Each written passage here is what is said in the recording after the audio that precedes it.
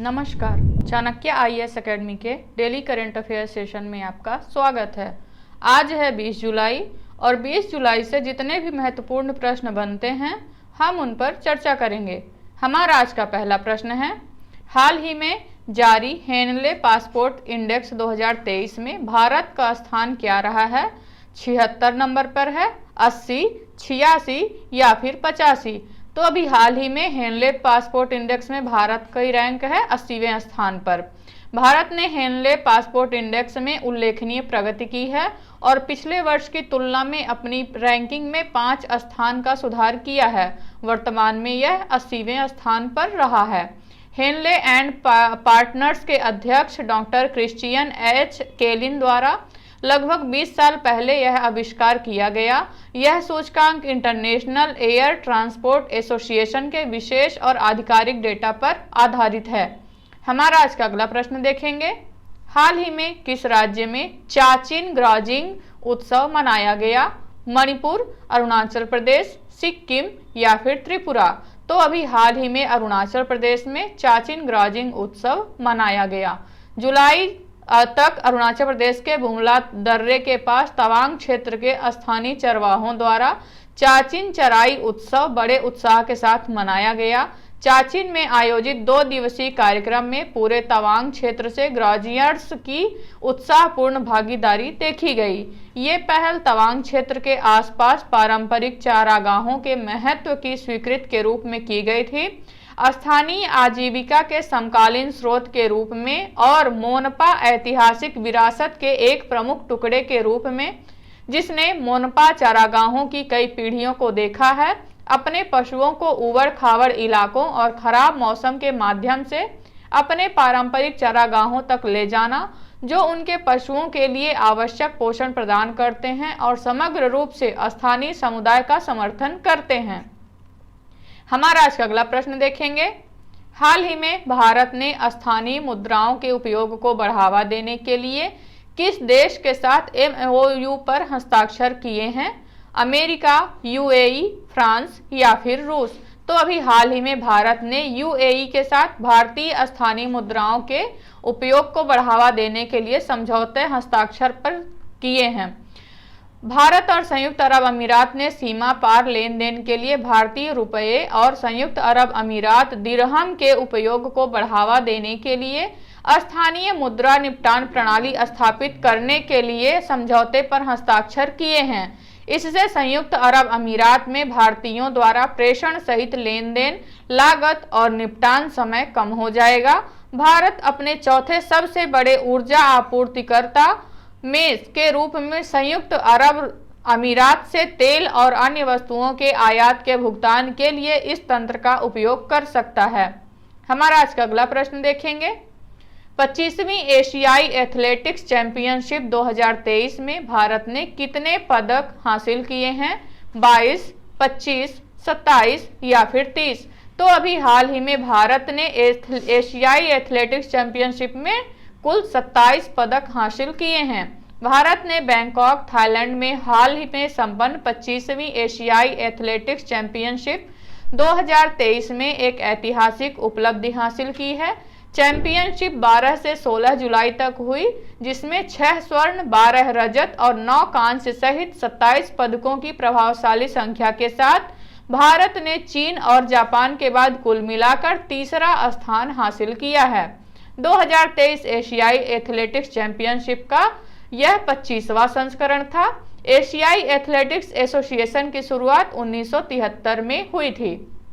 हमारा आज का अगला प्रश्न देखेंगे, TCRM मैट्रिक्स फ्रेमवर्क का अनावरण किसके द्वारा किया गया? नीति आयोग, रक्षा मंत्रालय, विदेश मंत्रालय या फिर शिक्षा मंत्रालय? तो अभी हाल ही में नीति आयोग द्वारा मैट्रिक्स फ्रेमवर्क का अनावरण किया गया।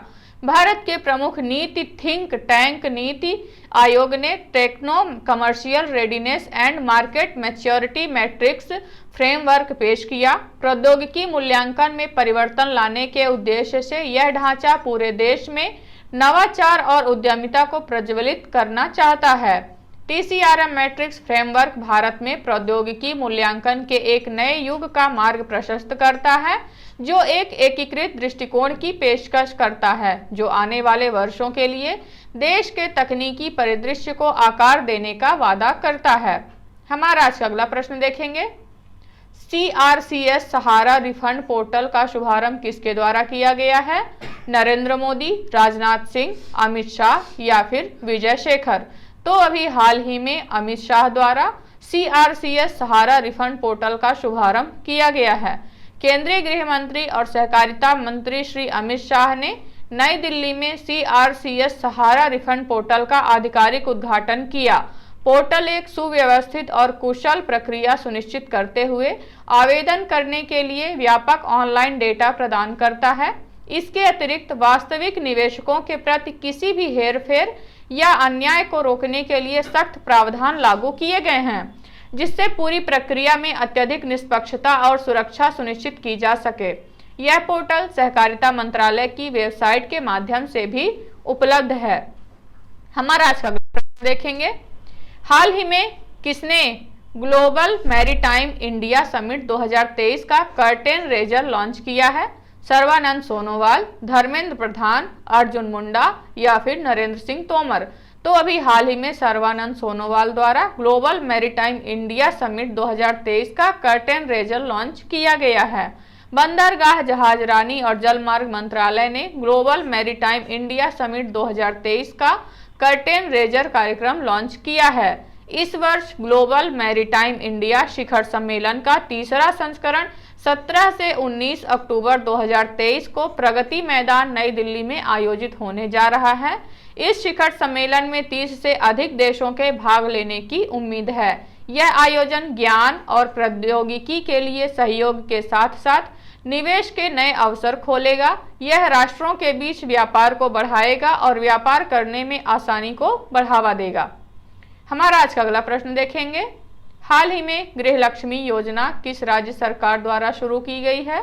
आंध्र प्रदेश, कर्नाटक, केरल या फिर तमिलनाडु? तो अभी हाल ही में कर्नाटक सरकार द्वारा गृह लक्ष्मी योजना की शुरुआत की गई है।